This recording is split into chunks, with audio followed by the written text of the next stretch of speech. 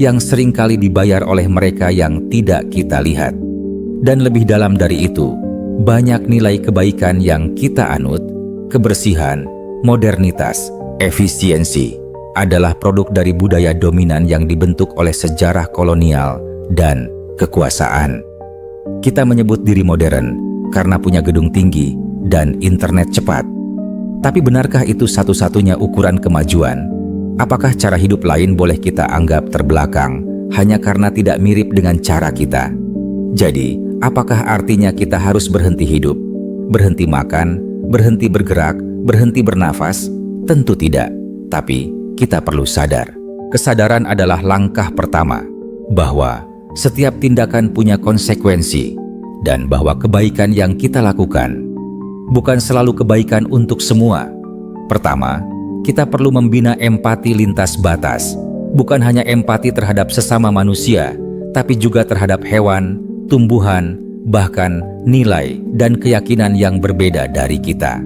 Empati mengajarkan kita untuk tidak cepat menghakimi, tidak cepat menyimpulkan bahwa kita paling benar.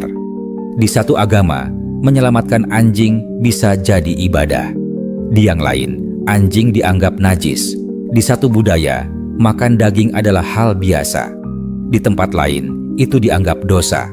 Dan yang menyakitkan adalah kita sering menghakimi tanpa pernah benar-benar ingin mengerti.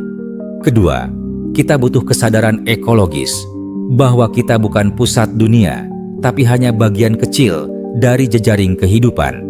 Ketika kita menggunduli satu hutan demi membangun gedung, ada rumah ribuan makhluk lain yang ikut musnah.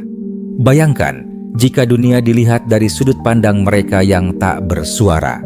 Seekor lebah tak pernah paham mengapa bunga-bunga tempat ia bekerja menghilang dalam semalam. Seekor burung tak tahu kenapa langitnya makin bising dan sempit. Dan manusia mungkin belum sepenuhnya sadar bahwa ia sedang menghancurkan tempat tinggalnya sendiri. Ketiga, kita perlu membuka ruang dialog, bukan untuk membuktikan siapa paling benar, tapi untuk menemukan titik temu, untuk mendengar sebelum menilai, dan untuk memahami bahwa tidak semua orang akan sepaham, tapi semua orang punya hak untuk didengar.